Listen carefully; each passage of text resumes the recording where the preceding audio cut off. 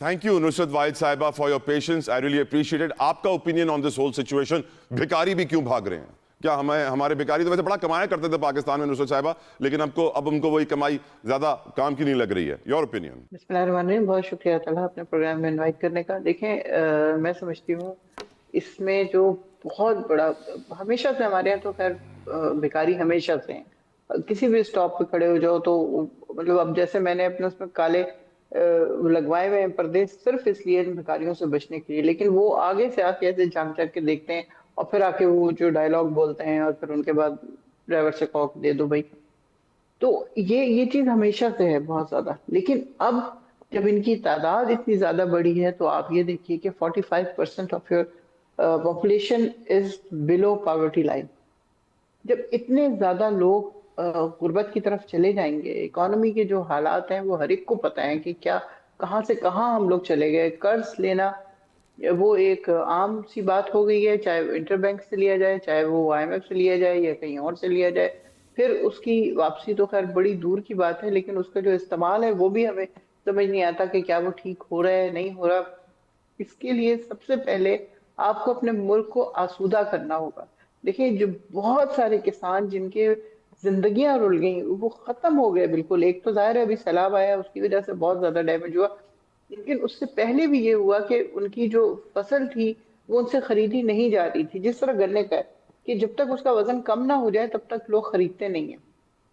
ये गंदों में वो अगर 2000 या 2200 या 2500 रुपए मन में ली जाएगी और फौरन ही उसके बाद वो 35 और 4000 और 5000 में बिकेगी, तो उसमें किसान को क्या पड़ेगा मुझे बताएं. वो घर में उसने अपनी फैमिली भी चलानी है, बल्कि पूरा साल चलाना होता है उसके ऊपर. तो जब इतनी गुर्बत फैल जाएगी मुल्क में तो लोग क्या करेंगे मुझे बताएं. बाहर निकलेंगे ना, भीख मांगेंगे जाके. फिर उनको अगर अपॉर्चुनिटी अच्छी नजर आ रही है, और इस तरह हमारे यहाँ फ्रॉड तो हर वक्त हर जगह है, तो वो लोग उनको ग्रैब कर लेते हैं, कहते हैं चलो इतने इतने पैसे हमें दे दो. वो जमीन बेच के दे दें, वो बीवी का जेवर बेच के दे दें, बेटी का जहेज बेच के दे दें, जो मर्जी करें, उनको इससे फर्क ही नहीं पड़ता. वो उनको ले जाते हैं, वहां ले जाके छोड़ देते हैं. सिर्फ सऊदी अरब नहीं, बहुत सारे ममालिक में हो रहा है. मैं टर्की में बहुत साल रही हूँ. आप यकीन कीजिए, इतनी ज्यादा इज्जत होती थी वहां पाकिस्तानियों की. जैसे ही कहीं हम शॉपिंग करने जा रहे हैं, कुछ जा रहे हैं, तो उनको बताओ पाकिस्तानी, तो वो जीवे जीवे पाकिस्तान गाना शुरू हो जाते थे. और कादेशन, वे कादेशन, कादेशन इज फ्रेंड्स. तो ये भाई, वो चीज खत्म हो गई है. उन्होंने बैन कर दिया है कि कोई अकेला मर्द जो है वो हमारे मुल्क में नहीं आएगा. क्यों? वहां जाके ये लोग या तो इसी तरह गायब हो जाते हैं चुपके, और या फिर वो भीख मांग रहे होते हैं, या वो गलत हरकतें कर रहे होते हैं, यानी तस्वीरें खींच रहे हैं. उनका कल्चर, हमारा कल्चर आसमान जमीन का डिफरेंस है. जहाँ बहुत ज्यादा पर्दा है वहाँ हमारे हिसाब से बेपर्दगी है, लेकिन वो उनकी नॉर्मल लाइफ है. अब ये जाके टांगों के नीचे से तस्वीरें ले रहे हैं, ये इस तरह की चीजें ले रहे हैं, मुझे बताएं उस पर क्या होगा. तो जब लोग कहते थे ना कि इज्जत पाकिस्तानियों की बहुत इज्जत है, तो मैं हमेशा ही कहती थी कि पाकिस्तानी कम है यहाँ पे, इसलिए इज्जत हो रही है.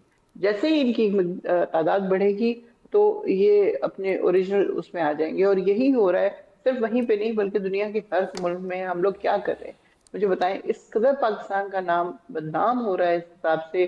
कहाँ के एक ख्वाब था कि ग्रीन पासपोर्ट को हम इज्जत दिलाएंगे, दुनिया में पता नहीं कहाँ से कहाँ ले जाएंगे. सब कुछ तहो बाला हो गया है, खत्म हो गया है. अब लोगों को सिर्फ खाने की फिक्र है कि किसी तरह भी जिसे कहते हैं ना, अगले वक्त की रोटी मिल जाए. बिल्कुल ठीक अब वो मैडम. बात ही खत्म हो गई है कि आगे चलें, आगे चले, आगे चलने वाला सिस्टम ही खत्म हो गया. एक वक्त का खाते हैं तो अगले वक्त की फिक्र होती है क्या हमें मिल जाएगा. तो इस तरह के लोग ट्रैप में भी जल्दी आते हैं और फिर वो मुल्क की बदनामी का भी बायस बनते हैं. मैं समझती हूँ कि हुकूमत काफी सारी पार्टीज की मिलके बनी हुई है. अगर ये लोग सिर्फ थोड़ी सी कोशिश कर लें कि हमारे किसान की या इस तरह के मजदूरों के हालात थोड़े से बेहतर कर दें, तो मेरा नहीं ख्याल कि ये वाली चीज होगी कि लोग बाहर बिल्कुल ठीक, भागेंगे बिल्कुल और इस ठीक. तरह करेंगे. और मैं समझता हूं मैडम, जब तक rich gets richer poor gets poor वाला फॉर्मूला खत्म नहीं होगा, जब तक 21 साल की बुलंद तरीन बेरोजगारी खत्म नहीं होगी, जब तक 47% की गुर्बत की लकीर सही नहीं होगी, हम जब तक इसको कंट्रोल नहीं करेंगे, ہم بیکاری باہر بھیجتے رہیں گے اور باہر سے بیکاری رپورٹ ہوتے رہیں گے. اللہ کرے ایف آئی اے والوں کو بھی سزائیں ملیں. عظمیٰ کاردار صاحبہ السلام علیکم. Thank you so very much madam for your precious time. آپ کی نظر میں اتنی بڑی تعداد میں بھکاری پاکستان چھوڑ کے کیوں جا رہے ہیں؟ آف کورس اس کی روٹ کاز پاورٹی ہے اور ہم جانتے ہیں 47% 2 وقت کی روٹی سے محروم ہے, غربت کی لکیر سے نیچے گزار رہے ہیں اپنی زندگی ہماری آبادی کے. آپ کا اوپینین عظمیٰ صاحبہ؟ بسم اللہ الرحمن الرحیم. بہت شکریہ طلحہ, آپ نے مجھے انوائٹ کیا. طلحہ, یہ جو آپ نے ایشو آج ریز کیا ہے, اس کا ایک اور پہلو ہے جو حقیقت آپ کے سامنے لے کر آئے گا, اور وہ ہے ہیومن ٹریفکنگ. آپ کو پتہ ہے کہ میں پنجاب اسمبلی میں کنوینر ہوں, جو ہماری اسٹینڈنگ کمیٹی ہے on human trafficking and smuggling. یہ جتنے بھی لوگ باہر جا رہے ہیں, اور خاص طور پہ سعودی عربیہ میں, خود آپ بھی گئے ہوں گے, میں نے بھی دیکھا ہے, ہم عمرے پہ جاتے ہیں تو یہ بہت سارے لوگ وہاں پہ جا کے تو بھیک مانگ رہے ہوتے ہیں.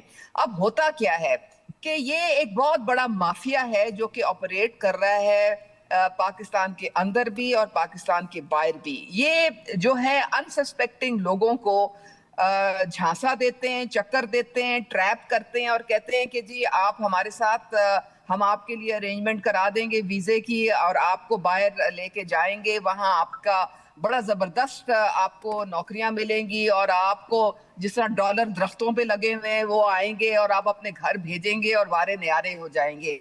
تو بہت سارے ہمارے جو لوگ ہیں وہ غربت کے ہاتھوں مجبور ہوتے ہیں, اور وہ کچھ جو ہے جاب لیس ہوتے ہیں. خاص طور پہ جو ہمارے جو ینگ لوگ ہیں وہ اس چکر میں کہ جی یہ بالکل سچ بول رہے ہیں, وہ ان کو لے جاتے ہیں باہر, اور وہاں پہ آپ یقین کرو کہ ان کے سارے ڈاکیومنٹس جو ہیں وہ کر لیتے ہیں, ان کو وہاں پہ قیدی بنا کے رکھا جاتا ہے, ان سے بھیک منگوائی جاتی ہے, اور زیادہ تر جو یہ پیسے ہیں یہ خود ایجنٹس رکھتے ہیں, اور یہ جو مافیا ہے یہ رکھتا ہے, اور ان سے وہاں پہ ایسے لوگوں سے وہ کہتے ہیں کہ جی پہلے بھی ان سے پیسے نکلواتے ہیں لے جانے کے, اور پھر وہاں جا کے اور پیسے مانگتے ہیں کہ جی اب ہمیں آپ 5-10 لاکھ اور دیں, اور پھر اپنی فیملی کو بولیں کہ یہ ہمارے اکاؤنٹ میں ڈپازٹ کرے پیسے, اور وہ لوگ جو ہیں وہ قیدی بن کے رہ جاتے ہیں, ان کے اپنے ہاتھ میں کچھ بھی نہیں ہوتا ہے. تو یہ آپ کو سمجھنا پڑے گا کہ یہ ایک بہت بڑا کرائم ہے اگینسٹ ہیومینٹی. یہ فنڈامنٹل رائٹس جو ہیں چھینے جاتے ہیں لوگوں کے, اور ان کو ورغلا کے لے جایا جاتا ہے اور وہاں پہ استعمال کیا جاتا ہے. تو ہم نے یہ سائیکل بریک کرنا ہے. ایف آئی اے جو ہے وہ پرائمریلی رسپانسبل ہوتی ہے, لیکن یہ جب سعودی عربیہ لے کے جاتے ہیں لوگوں کو, آپ کا کیا خیال ہے کہ یہ کس ویزے پہ لے کے جاتے ہیں؟ یہ تو عمرے ویزے پہ لے کے جاتے ہیں, اور وہاں پہ جا کے تو یہ تماشا پھر شروع ہو جاتا ہے. تو ہم نے یہ دیکھنا ہے کہ یہ جو گینگز آپریٹ کر رہے ہیں, یہ جو ایجنٹس بیٹھے ہوئے ہیں, یہ جو ڈنکی والے لوگ بیٹھے ہوئے ہیں, اور یہ انہوں نے نیا دھندا, آپ کو پتا ہے بیگری بھی اب ہیومن ٹریفکنگ میں ہمارے قانون کے مطابق شامل کی جا چکی ہے, کیونکہ یہ اسی مقصد کی وجہ سے یہ شامل کی جا چکی ہے, کیونکہ یہ ہاتھ سے معاملہ باہر نکلتا چلا جا رہا تھا. شاہدہ صحیح کہہ رہی ہیں کہ ابھی بھی ہمارا سسٹم ایسا ہے کہ ملی بھگت ہوتی ہے, ملی بھگت ہوتی ہے تو یہ ہیومن ٹریفکنگ ہوتی ہے نا ایئرپورٹس پہ. بالکل آپ صحیح کہہ رہی ہیں.